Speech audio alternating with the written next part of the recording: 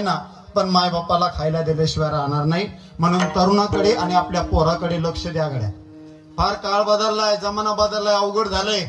आज शहरामध्ये जा, 80 वर्षाचे म्हातारे संस्कृती विसरून डीजे पुढे नाचायला लागले. परवा एका लग्नाला गेलो संभाजीनगरला, एक 80 वर्षाचं म्हातारा डीजे वाल्याला म्हणत होतं, ए लाव तिला काय सोनं लागलं काय. मी म्हणलं म्हाताऱ्या तिला नाही सोनं लागलं, पण तुला ऊन लागलं, मरशील ना. अवघड झालं महाराज. आणि म्हणून तरुणपणामध्ये परमार्थ करावा. परमार्थ कसा असावा? तुम्हाला काय कीर्तन साधं वाटलं का माऊली? काय झालं महाराज?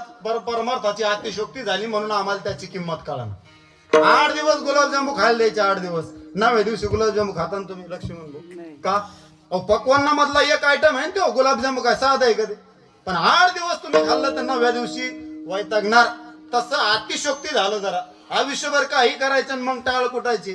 त्याच्यामुळे समाज पाहणारा काय म्हणतो, अरे आमची लायकी काय, टाळ वाजवतोय कोण? म्हणून त्याला हाडाचा वारकरी लागतो. नवे टाळ जर वाजायचा असेल तर आपलं बॅकग्राऊंड काळं नाही पाहिजे, आपलं बॅकग्राऊंड टाकाटक पाहिजे.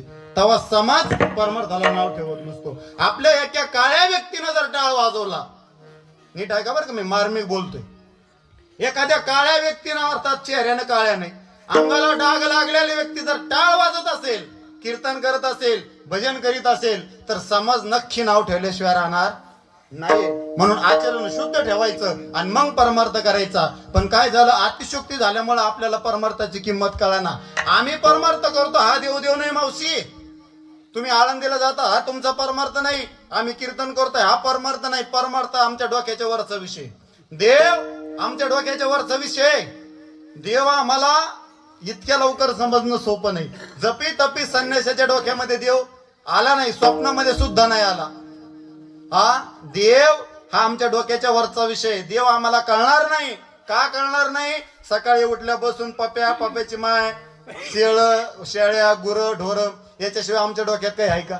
हा, आणि मग देव आम्हाला कळेल का? देव जर समजून घ्यायचा असेल तर संत संगतीमध्ये यावं लागेल. अध्यात्म कळून घ्यायचं असेल तर संत संगतीमध्ये यावं लागेल. कीर्तन इतकं सोपं समजू नका. अरे या कीर्तनामध्ये जगाचा बाप अवतीर्ण होत असतो, नुसतं अवतीर्ण होत नाही. वाळवंटामध्ये माझ्या नामदेवरायांना कीर्तन सुरू केलं, कीर्तन रंगात आलं. इतकं कीर्तन रंगात आलं, इतकं कीर्तन रंगात आलं, जगाचा बाप कीर्तनामध्ये अवतरला. नुसतं आला नाही, कीर्तन करी